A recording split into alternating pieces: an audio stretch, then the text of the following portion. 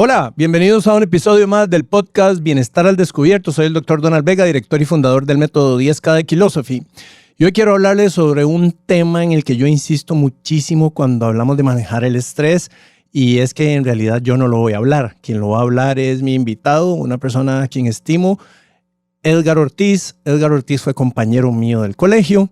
Ahora estábamos hablando de cuánto tiempo más o menos tenemos de no vernos, cerca de 30 años.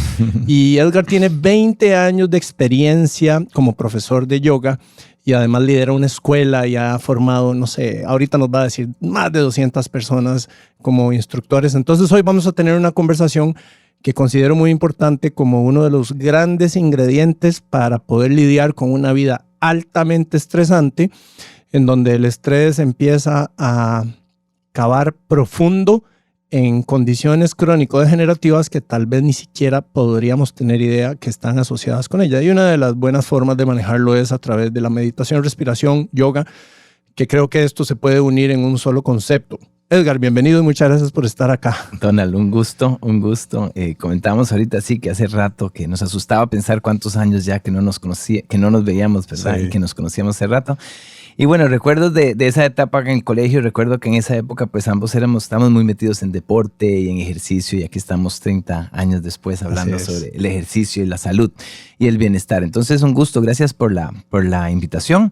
Mi nombre es Edgar Ortiz, como mencionaba ahorita Donald. Yo soy hijo segunda generación. Mi padre es de las primeras generaciones de profesores de yoga acá en Costa Rica, hace como 30, 35 años por ahí, hablando un poquitito de la historia del yoga aquí en Costa Rica, hasta donde hemos podido buscar e investigar aquí. Una de las primeras profesoras que vino en Costa Rica era una señora que se llamaba Alma.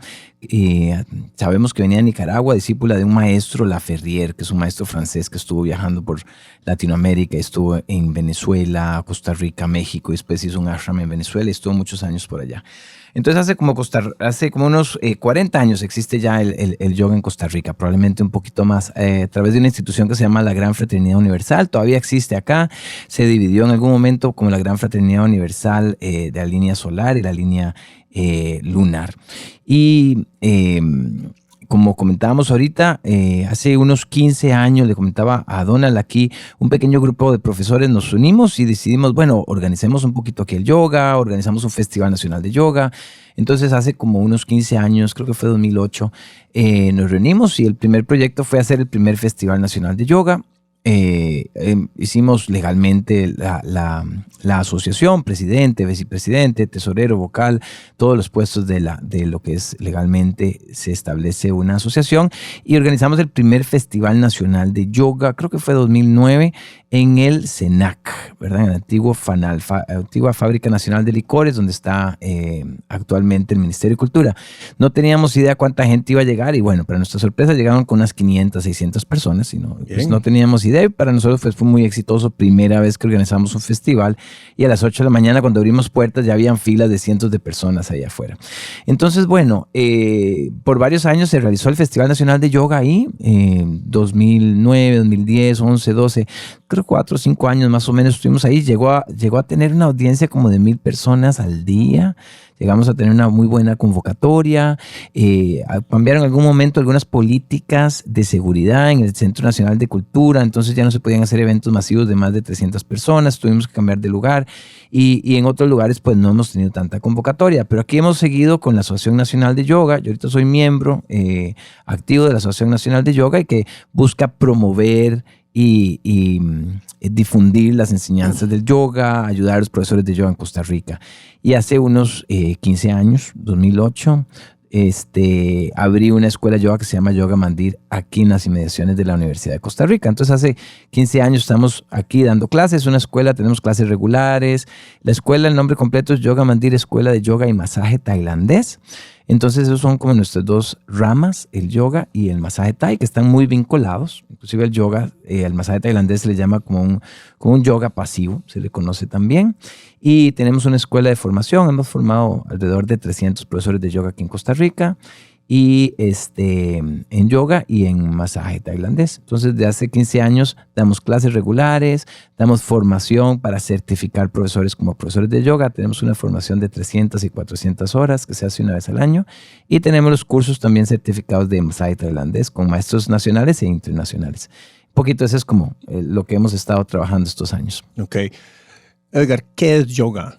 ¿Y quién puede practicar yoga? Buenísimo. Y perdón, esto da para hacer otros episodios que los vamos a hacer.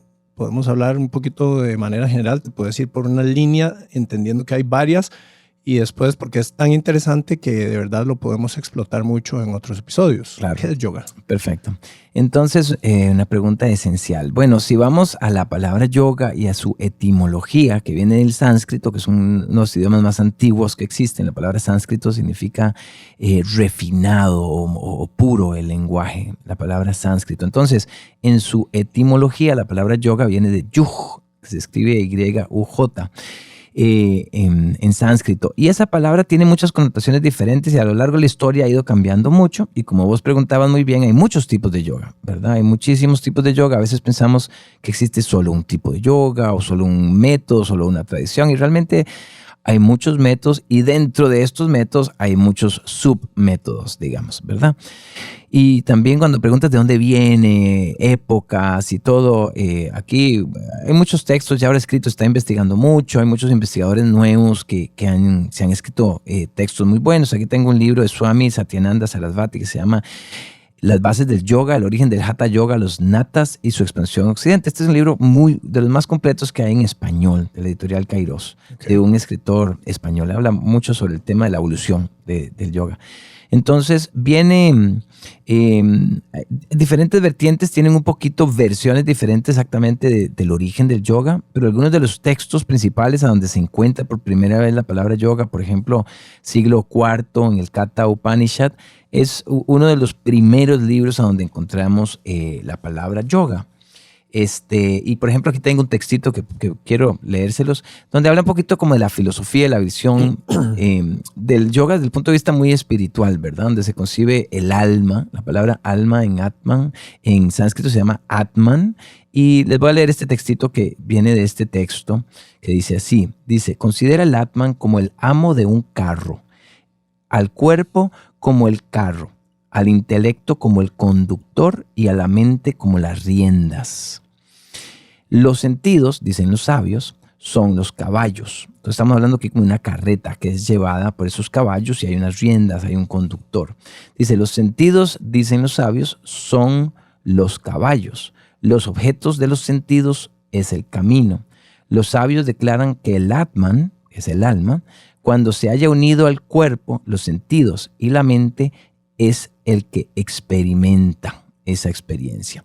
Y el yoga, dice el texto, es esa conexión que hay entre la sabiduría y ese que está conduciendo el carro, ¿verdad?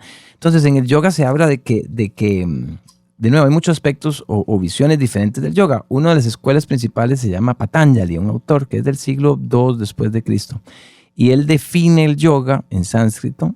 Dice yoga como chitta vritti nirodha. Yoga chitta vritti nirodha. En sánscrito significa yoga es, y esto es muy interesante porque, como decíamos, hay muchos estilos, visiones, métodos diferentes de yoga.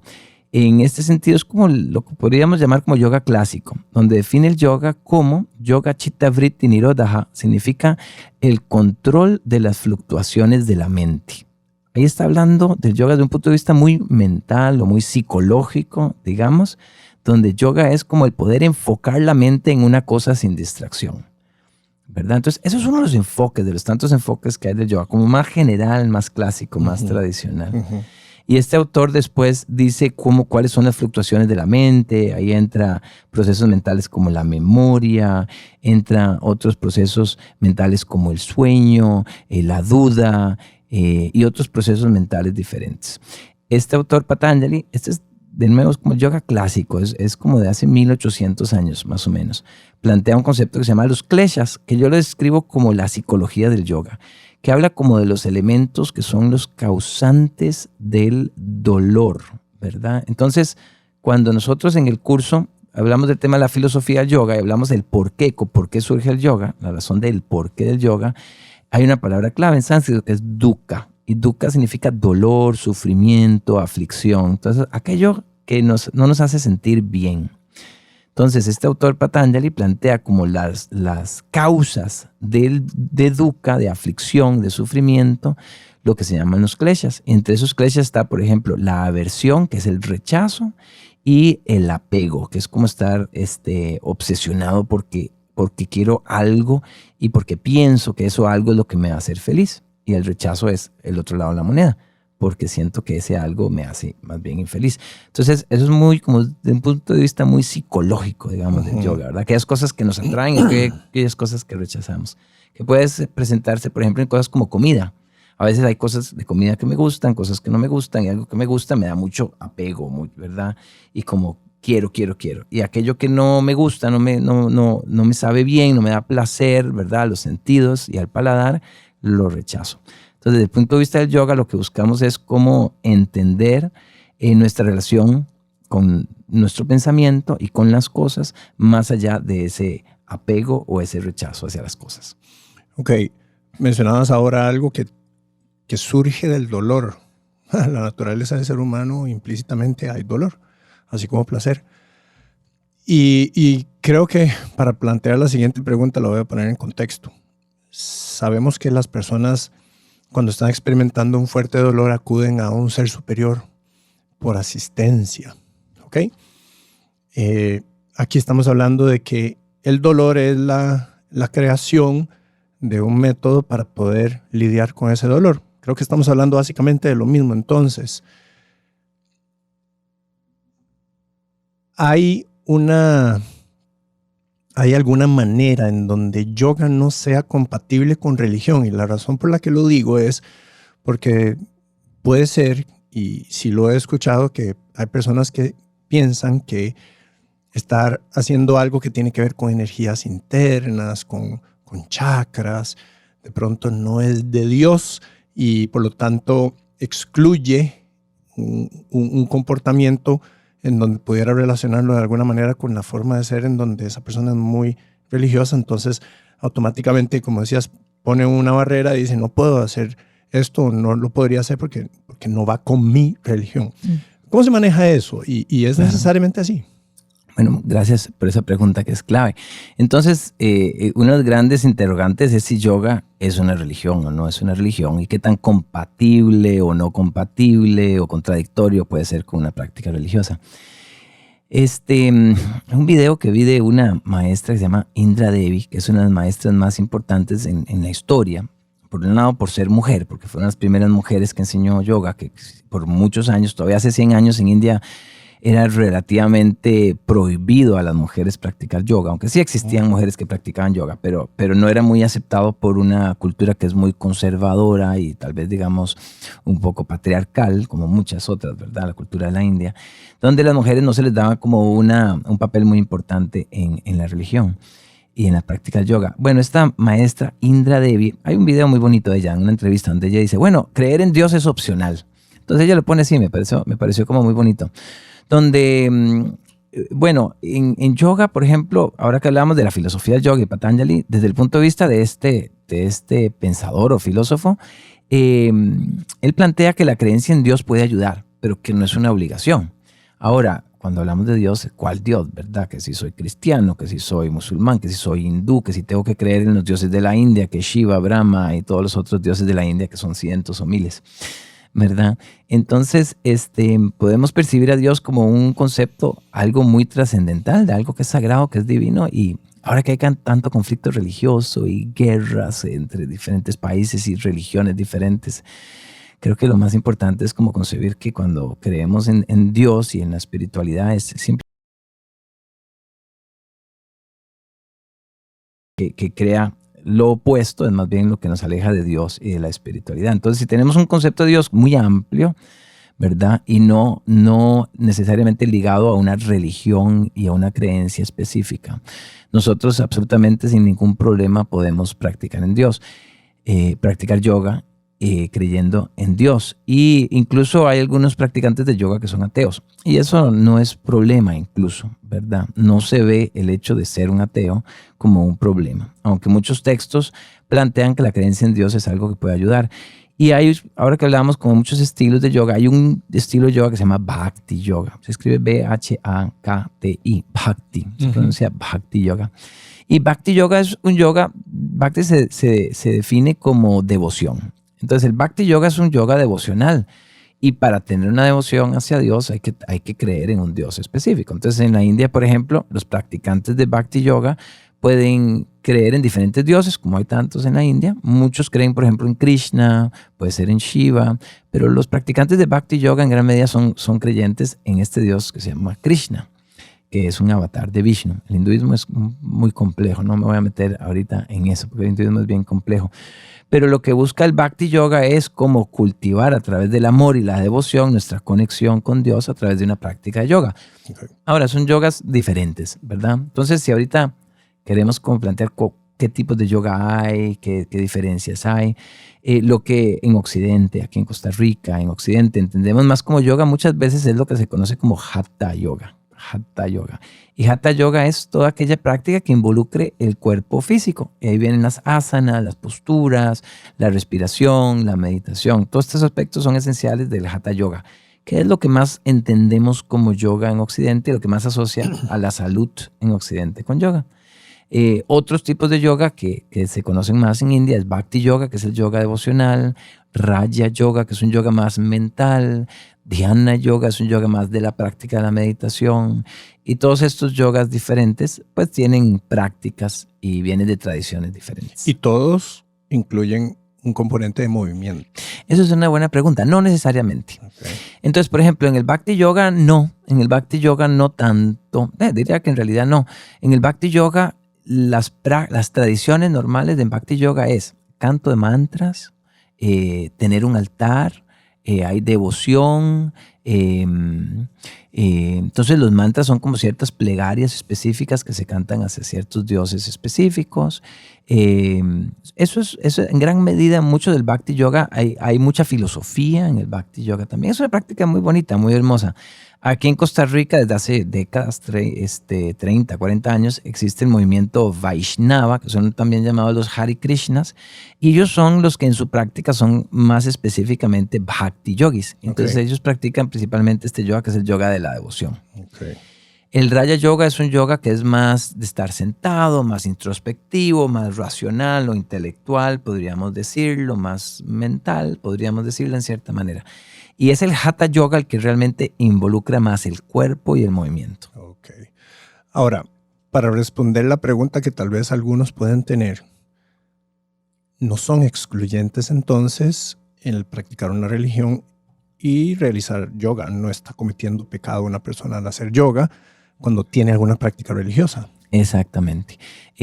Hace muchos años tuve una experiencia muy bonita que fui a trabajar, a dar unos cursos de yoga en Cuba. Y allá Cuba es un país muy, muy interesante porque ha tenido toda esta mezcla entre los europeos, los africanos y toda esa mezcla de religiones, y hay lo que se llama un sincretismo. Entonces en Cuba el sincretismo es esa mezcla de religiones diferentes. Entonces el cristianismo se mezcló con las religiones yorubas africanas. Entonces sus tradiciones africanas ellas las escondieron a través de sus creencias de los dioses cristianos y católicos, ¿verdad? Los santos y los dioses.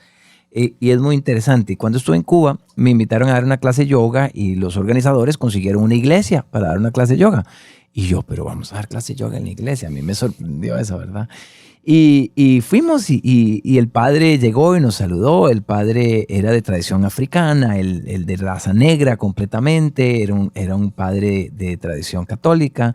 Nos dio la bienvenida, estuvo muy contento de que hiciéramos la clase de yoga. Y menciono esto de Cuba porque como Cuba tiene toda esa mezcla de creencias y de culturas tan diferentes, allá se permite que haya esa tolerancia religiosa.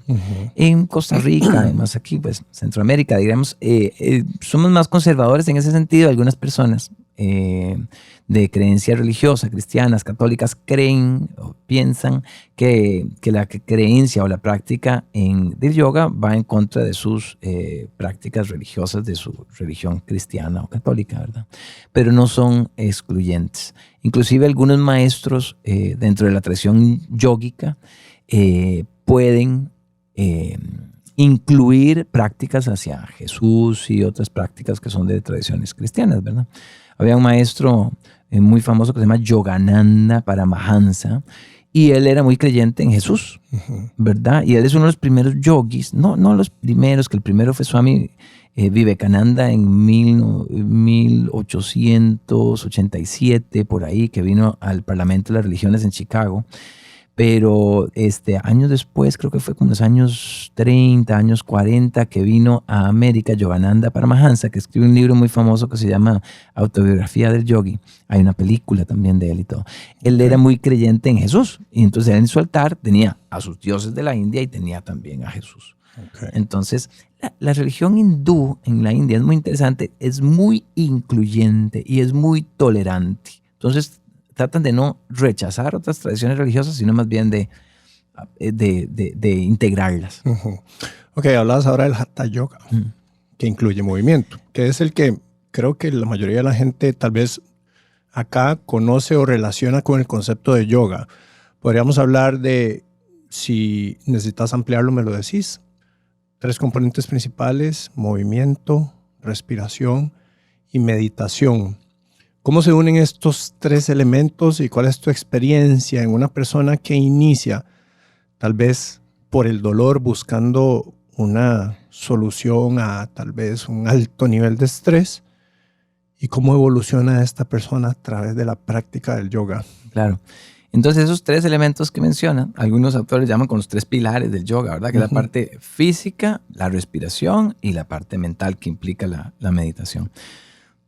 Entonces, sí, la palabra hatha se escribe H-A-T-H-A, se pronuncia hatha, significa, no es el significado exacto, pero es más como simbólico. Hatha se refiere como a sol y luna. Okay. Entonces, hatha normalmente lo traducen como yoga es unión, entonces como la unión entre las energías solares y las energías lunares. Podemos explicarlo también como la energía masculina y la energía femenina en nuestro cuerpo. Los primeros textos que vienen de Hatha Yoga son como el siglo XII, siglo XIII, siglo XIV. Uno de los más importantes del siglo XV, que se llama el Hatha Yoga Pradipika de Svatmarama, siglo XV. Y estos textos, entonces, su énfasis son en posturas físicas, que en yoga, en sánscrito, llamamos asanas, a una A larga, asana, que hay muchos, algunos autores hablan de miles, ¿verdad? Hay asanas sentado, hay asanas de pie, hay inversiones, paradas de cabeza, paradas de antebrazo, equilibrios de brazos, hay arcos, hay flexiones. Todos son como los diferentes tipos de posturas, ¿verdad? Que llamamos asanas. Ha habido toda una evolución muy interesante. Hay autores modernos como Malison, que es un autor moderno que ha investigado mucho sobre la evolución del Hatha Yoga, cómo se desarrollaron estas posturas, quién, dónde, cuándo, por qué. Por ejemplo, el saludo al sol, que es una muy clásica, muy tradicional. Generalmente son 12 posturas. Se asocia movimiento y respiración. Entonces, en todas las posturas donde vamos levantando los brazos o la columna se va extendiendo, uno inhala.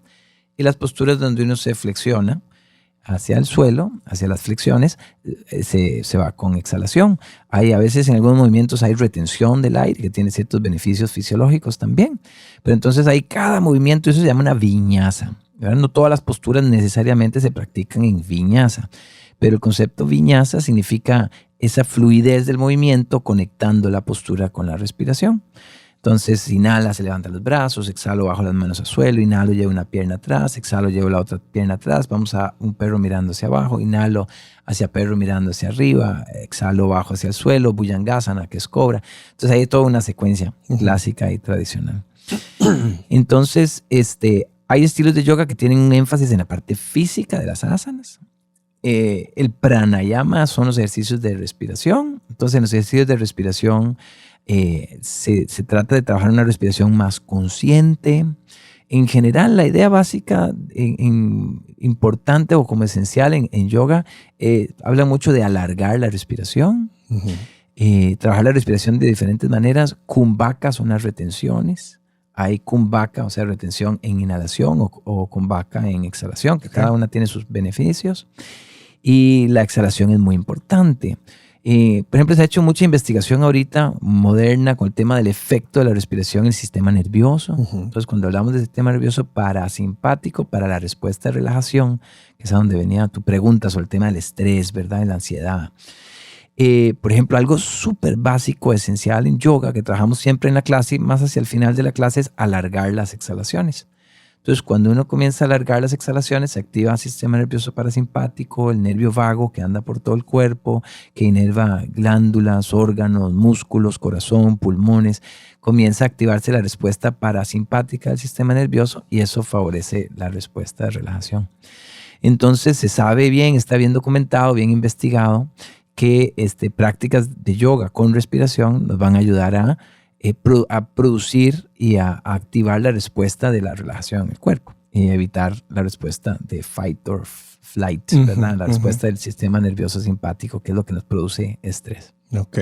Y una persona que quiere hacer yoga podría considerar que tiene algún requerimiento previo, flexibilidad o capacidad muscular, o eso es algo que la misma práctica va desarrollando y una persona puede empezar de sedentarismo puro y poder llegar a ser tu maestro. Claro. Gracias por esa pregunta. Pues mucha gente que dice, no, es que yo les invito a hacer clases de yoga, ¿verdad? Yo paso invitando a todo el mundo y me dicen, no, es que yo soy muy tieso, o me cuesta mucho, no puedo hacerlo bien, o ya estoy muy mayor, ¿verdad? Y realmente la idea del yoga y lo que hace un buen maestro es poder hacer accesible el yoga a todas las personas. Había una frase, este es el maestro más importante del siglo pasado que revivió las prácticas del yoga, probablemente sin lo que este maestro hizo, probablemente el yoga no sería tan popular en este momento en el mundo. Se llama Krishnamacharya, él del siglo pasado. Yo conocí a su hijo y a su nieto en India.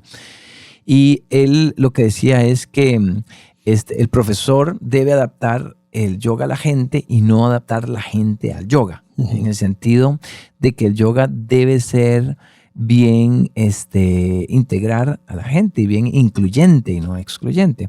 Yo he tenido en clases gente de todas las edades. A veces las mamás o los papás vienen con sus niños y los integramos a la clase o están ahí en la clase también. Hemos tenido en clase personas que tienen una amputación y que les falta una extremidad, por ejemplo. Claro, requiere un profesor que tenga ya cierta pericia y experiencia para poder trabajar con una persona que tiene una discapacidad, pero nuestra idea es siempre poder integrar a una persona que tenga una discapacidad física, que si tiene cierta dificultad física de flexibilidad o fuerza, ¿verdad? O alguna patología. Por ejemplo, he tenido alumnos que tienen distrofia muscular, entonces pero tienen mucha debilidad muscular. He tenido gente mayor, tengo un señor que le tengo mucho cariño, que viene a clases, tiene 72 años y tiene más de 10 años estar viniendo a clases. Hay cosas a veces que él no puede hacerlas, ¿verdad? Y él hace el esfuerzo y puede hacer casi toda la clase, pero él sabe que hay algunas cositas que él pues no se esfuerza más de la cuenta, ¿verdad? Pero la idea es que el yoga es para todo el mundo. Yo estaba hablando con un señor conocido que me decía, no, es que yo soy muy tieso. Yo le decía, bueno, vamos a hacer un curso que se llama Yoga para Lagartos. Era como decir, no, aquí no hay excusa, ¿verdad? Todo el mundo es bienvenido a clases de yoga y el profesor intenta, ¿verdad? Y hace el esfuerzo de poder integrar a todo el mundo en la clase. Ok. ¿Y cuál es el testimonio que tiene la gente, como lo hablábamos antes? Que lo toma tal vez por un tema de estrés. Yo sé que debe haber muchas razones por las cuales una persona quiere empezar la práctica de yoga, pero quien lo elige por un tema de manejo de estrés, ¿cuál es el testimonio a través del tiempo que te cuentan? Claro. Bueno, por ejemplo, el año pasado tuve una alumna que tenía, por ejemplo, ataques de pánico. Por ejemplo, que es algo que se ha exacerbado con la vida moderna, ¿verdad? El tema de los ataques de pánico. La persona tiene dificultad para respirar y siente un miedo y un terror muy fuerte, ¿verdad? Y a través de posturas, a través de la meditación y a través de la conciencia de la respiración, ha podido controlar esta respuesta del ataque de pánico, ¿verdad? El estrés generalizado en el que vivimos ahorita por esta sociedad moderna que vivimos, ¿verdad? Todo hasta la carrera, salir de una cosa y correr a otra, el tema de las redes sociales, el teléfono, vivimos inmersos en la tecnología. Todas esas cosas que tienen sus grandes ventajas y desventajas, ¿verdad? Nos afectan físicamente, muchas veces nos afectan la postura, comenzamos con dolores, hay gente que padece cosas como ¿cómo se llama? Es una enfermedad que tiene dolor generalizado. Fibromialgia y cosas así. Y el yoga puede ayudar muchísimo. Por ejemplo, ahorita tengo en mi casa un maestro invitado que viene de México, se llama Eduardo Mate, viene aquí a dar unos talleres en Puerto Viejo. El jueves salimos para Puerto Viejo. Y ayer, el lunes, dimos una clase sobre yoga para relajación de la espalda baja. Entonces, yo estudié fisioterapia y recuerdo que en fisioterapia hablábamos de la estadística de las personas que padecen dolores de espalda en algún momento de su vida es como un 80%. O sea, casi todo el mundo en algún momento de su vida ha tenido problemas, dolor de cuello, espalda baja. Y el yoga para mí es una de las medicinas más fabulosas para este tipo de problemas, digamos, de dolores musculares, ¿verdad? Uh-huh. Con las asanas, con las posturas de yoga, nosotros no solo estamos creando movilidad, estamos fortaleciendo, trabajamos flexibilidad, eso ayuda a mejorar la postura corporal. Entonces, todo eso tiene grandes beneficios. Y la pregunta que haces, ¿verdad? ¿Cómo la gente se acerca al yoga? Mucha gente en Costa Rica, en muchos lugares del mundo, se acerca al yoga a través de los gimnasios, por ejemplo. Aquí muchos gimnasios se da yoga. Generalmente, no necesariamente, pero el enfoque en los gimnasios es muy orientado al fitness, ¿verdad? Uh-huh. Y hay una cosa que hace muchos años, yo creo que ya no existe, pero se llamaban yoga fit. Es como que agarrar el yoga yo fui profesor de yoga. ¿Ves? Sí. Entonces, es como agarrar el yoga y darle el énfasis a la parte física del yoga, que uh-huh. Está bien, ¿verdad? Y la gente lo que quiere es como sudar y todo. Hay como un enfoque un poquito diferente cuando haces yoga en un gimnasio, haces yoga en un estudio. Un poquito, digamos, que cuando haces yoga en un gimnasio, la gente va por una onda más de fitness, que está perfecto, enfocado en la parte de la salud. Y pienso que cuando uno hace un estudio, pues el enfoque puede ser un poquito diferente, más la parte de la relajación, tal vez más la parte de la meditación. No necesariamente, tal vez como un estereotipo, pero tal vez en el gimnasio la gente no está tan interesada en la relajación, en la meditación y esos aspectos. No digo necesariamente que uno sea cosa más profunda o menos profunda, más superficial, pero aspectos diferentes de toda la amalgama de beneficios que puede tener la práctica del yoga, ¿verdad? Okay. Entonces hay gente que se acerca al yoga por estrés, ansiedad, hay gente que se acerca al yoga por una cuestión de fitness y algo que es una realidad también y que a veces no se acepta mucho, pero hay mucha gente que se acerca al yoga por estética, uh-huh. ¿verdad? Porque quiere tener un cuerpo bello y esbelto y eso está bien, ¿verdad? Y en ese sentido, tal vez, no necesariamente el estereotipo de nuevo, pero tal vez las mujeres se enfocan más en eso que los hombres. Y es algo curioso, por ejemplo, te mencionaba, hace 100 años las mujeres casi no participaban y no eran muy bienvenidas en clases de yoga y ahorita las mujeres generalmente son el 90% de los alumnos que tenemos en clases de yoga. Yo viajo aquí mucho en Nicaragua, Cuba, y es interesante ver en otros países, por ejemplo, en Costa Rica, no hay una estadística exacta, pero por mi experiencia yo diría que en Costa Rica es como un 20% de hombres y un 80% mujeres. Okay. A veces varía un poquito, pero es interesante verlo en otros países. Por ejemplo, en Cuba yo diría que era como un 60-40, o sea, más hombres practican yoga, ¿verdad? Y mujeres como un 60%. En Nicaragua, como un 10% hombres y 90% mujeres. Porque en general a veces se piensa que el yoga, a veces se piensa que es más como para mujeres o se piensa que es algo simplemente muy pasivo y muy de relajación. Y no, el yoga es un trabajo físico también fuerte. Nosotros tenemos paradas de cabeza, paradas de manos, paradas de antebrazos que son muy retadoras y tenemos otras posturas que son más fáciles. Pero tiene un gran espectro de posibilidades que tenemos en el yoga. Sí, y decías algo clave ahora y tiene que ver también con el tema de la meditación. Hay gente que dice, no, es que yo soy demasiado hiperactivo y yo no podría sentarme a meditar o a hacer yoga. Curiosamente, esa es la gente que más lo necesita, ¿cierto? Claro. ¿Verdad? Sí, el yoga, ¿verdad? Normalmente una clase está dividida como una primera parte de calentamiento, una fase que le llamamos con la fase más intensa, donde hacemos unas posturas más retadoras, una fase de relajación, y después de la fase de relajación incluimos a veces posturas como inversiones, y después ahí se incluye toda la parte de relajación y meditación, ¿verdad? Hay diferentes visiones sobre, digamos, así como la palabra yoga puede tener muchas perspectivas diferentes, ¿verdad? ¿Qué es yoga exactamente? Igual la meditación, ¿verdad? Por ejemplo, algunos autores plantean, hay un autor que yo sigo mucho, el método que yo sigo se llama BKS Iyengar, Y él lo que plantea es que la meditación puede venir incluso a través del movimiento, no necesariamente estar sentado meditando con los ojos cerrados, sino que cuando yo practico una posición de yoga, que puede ser desde parada cabeza y una parada de manos o una postura de pie, cuando yo estoy inmerso y atento y todos mis sentidos están enfocados en mis sensaciones y la percepción de esa postura, se vuelve una práctica más meditativa, ¿verdad? Ahora, puede ser que esa práctica en esa clase tenga una práctica más meditativa de sentarse en silencio unos minutitos. A mí, por ejemplo, esto ya como gusto personal, por ejemplo, a mí me gusta mucho el tema de los cantos de los mantras y tocamos un instrumento muy lindo, se llama el armonio. Entonces, el canto de los mantras para mí es lo que nos trae como en ese estado de meditación. A través del mantra es muy interesante, pero a través del mantra se trabaja la respiración. Entonces, mantras que tienen frases muy largas, se va alargando la exhalación. Entonces, un mantra que tiene una frase, que tiene una intención, tiene un efecto fisiológico también, porque la exhalación se hace más larga, afecta al sistema nervioso parasimpático y eso favorece la respuesta de relajación, ¿verdad? Okay. Hay una autora española que habla de que cuando uno canta, y cuando canta en grupo libera oxitocina, que es una hormona tremendamente generadora del vínculo y anuladora de la carga de estrés. Entonces sí, todo esto se ve que tiene mucho sentido. ¿Cuál sería, en tu experiencia, la dosis mínima efectiva semanal a la que una persona debería apuntar para que pueda obtener los beneficios? No sé, voy a decir una tontera. Lo hace una vez y no le va a servir de mucho. Necesita hacer 3 o 5 o idealmente hacerlo todos los días. ¿Cómo sería? Claro. Hay dos aspectos que podríamos decir que son muy importantes aquí en la práctica, es la constancia y la paciencia.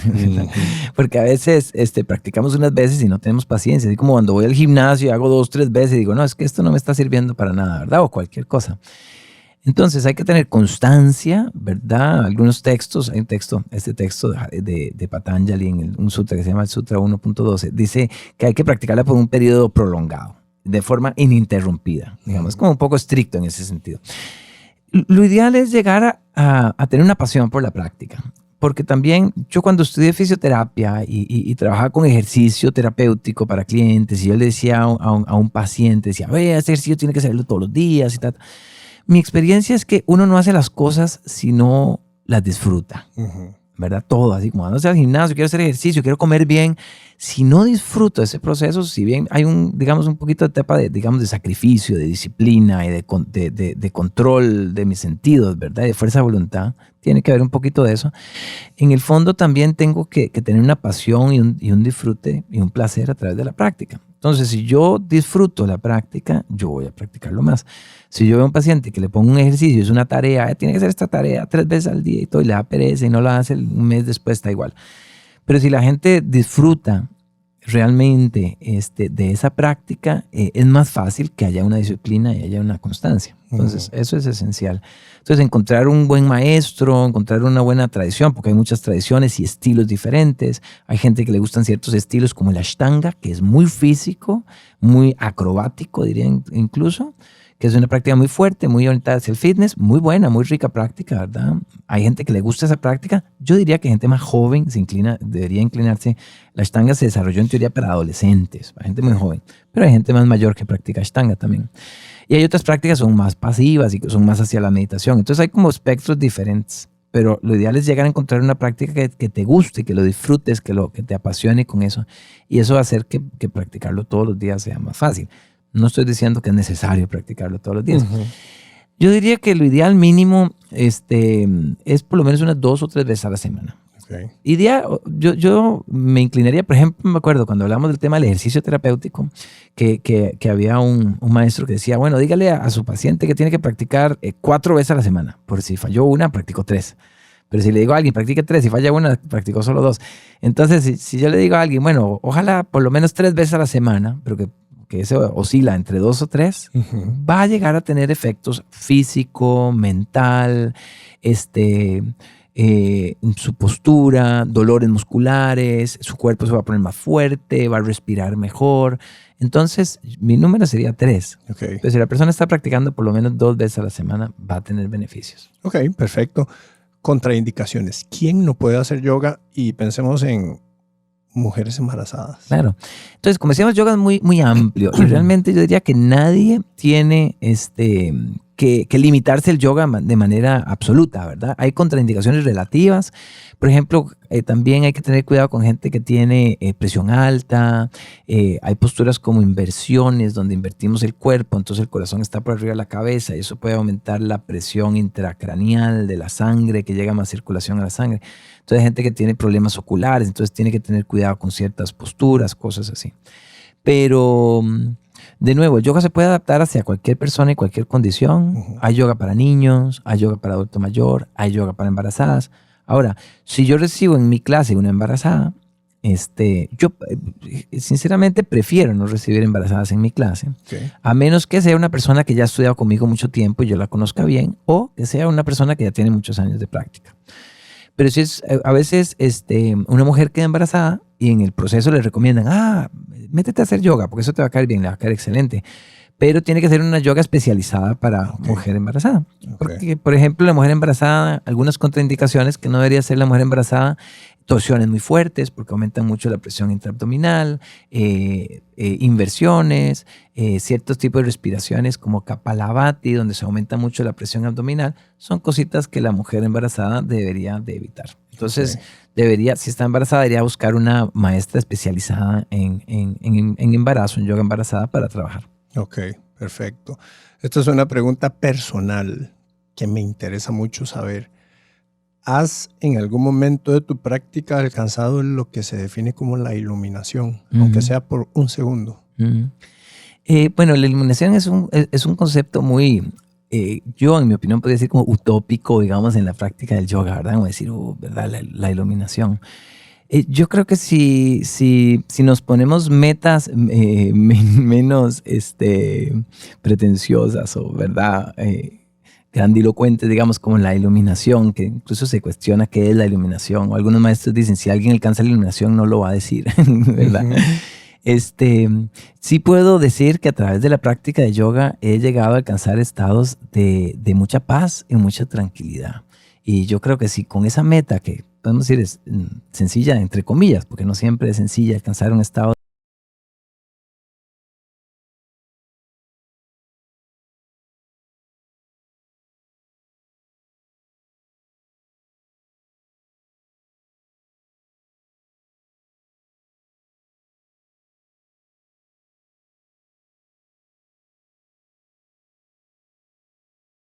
filosofía, y eso me apasionó mucho. Y busco transmitir esa paz, esa tranquilidad, esa inclusive gozo y alegría que me puede traer la práctica del yoga. Hay como 3 principios en yoga que se llama Sat Chit Ananda, que mencionan ciertas escrituras de yoga. Y eso es como unas metas. Y algo que se dice, uno de los textos que tengo aquí muy interesante, que se llama el Ashtavakra Gita, que son los textos que traía aquí que quería compartir, es que no es tanto algo que tenemos que alcanzar, que está más allá de nosotros, sino es algo que ya tenemos que reconocer, como si fuera un estado natural dentro de nosotros, pero que por las condiciones que vivimos, nos es difícil reconocerlo. Correcto. Pero que es un estado natural en el que nosotros deberíamos de reconocer que ya estamos ahí. Ok, interesante. ¿Quieres leer algo de eso? Sí, me encantaría leer una frasecita que tengo por acá de este texto del Ashtavakra Gita. Déjame buscar por aquí. Tengo un texto muy bonito donde él...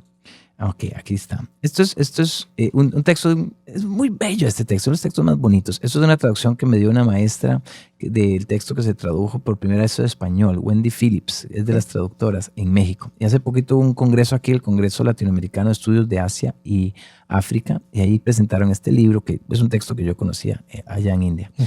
Es una conversación entre un rey y un niño, y el iluminado ahí, el despierto, es el niño. Y le está dando, y el rey se vuelve como el discípulo del niño. Y cuando el rey comienza a entender las palabras del niño, el rey se llama Janaka, y el niño se llama Ashtavakra, que significa torcido en 8 partes de su cuerpo. Toda una historia muy interesante. Dice algo muy bonito, dice así, Janaka, el rey, dijo, tal como las olas, la espuma y las burbujas no son distintas del agua, Así el universo que emana del Atman, que es el alma, no es diferente del Atman. ¿Cómo interpretar eso, verdad? Esto es parte de una filosofía que se llama filosofía no dual, a donde se dice que el alma se expresa en todas las cosas y en todas las cosas se puede percibir el alma. Voy a leer el texto de nuevo. Dice, Janaka dijo, tal como las olas, la espuma y las burbujas no son distintas del agua, así el universo que emana del Atman no es diferente del Atman. Claro, qué bello, de verdad que sí. Mira, el tiempo nos ganó, pero hay mucho. Ahí tenés otro texto que es sobre la respiración. Es un tema en el que podemos entrar profundo. Ahí me puedo traer un par de libritos también y podemos discutir al respecto.